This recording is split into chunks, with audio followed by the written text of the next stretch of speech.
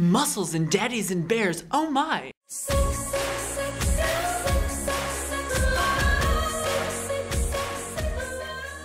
Hi everyone, it's Nolan, your Tuesday. Wait, your Wednesday. And this week we're talking about gay porn. And I know everyone's initial reaction is to be like, oh, like the gays talking about porn, how creative. But I think we're all going to take a bit of a different approach. Yesterday, Devin talked about some of the things that he sees in porn that aren't the best. And I agree with everything that he said and some of the things that he pointed out. Today, I'm going to talk about what I see in porn that is good, depending on how you view it. So I was exposed to porn not at a very early age. I grew up in a fairly, what I would call moderate household, but they were very much of the, you know, porn is objectification of women or men, but it's not appropriate. You really shouldn't, you know, just like any household really. I mean, they weren't keen on the idea of me watching porn.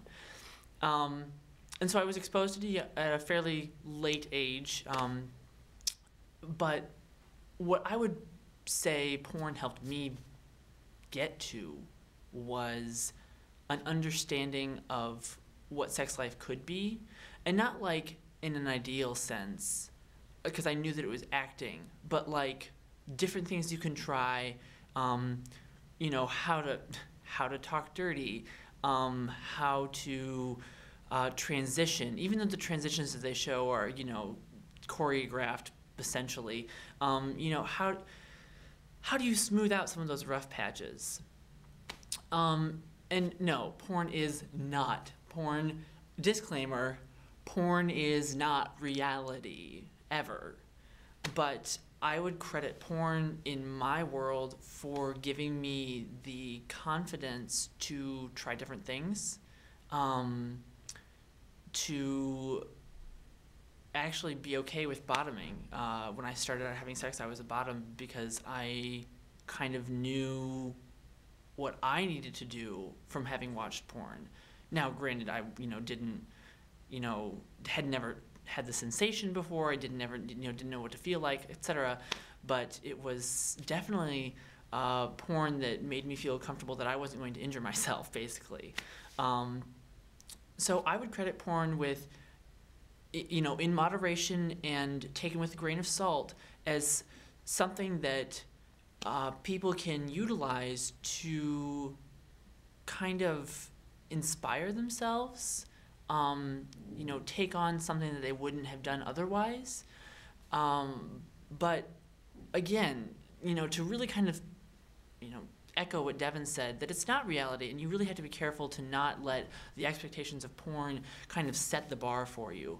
Kind of approach it from, you know, well, from how you see relationships play out in movies. Relationships never play out in movies like they do in real life. So, but they might give you some cute ideas for gifts, or, you know, how to ask someone out on a date, or etc. You know, use them as inspiration, but don't use them as, you know, the play-by-play, as this is how it's actually going to go.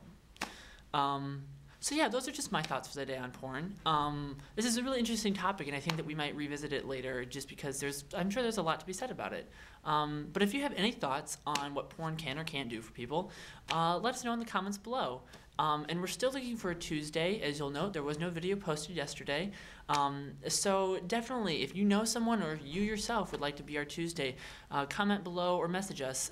And be sure to also find us on Tumblr, gay5ways.tumblr.com. So I can't wait to hear what the rest of the guys have to say on porn.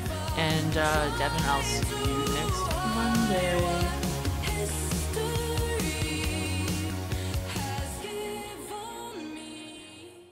Although, you know, there's always that porn scene where they're like this, and then all of a sudden the transition is like, and the guy's like on his back all of a sudden, and you're like, that took like 2 seconds.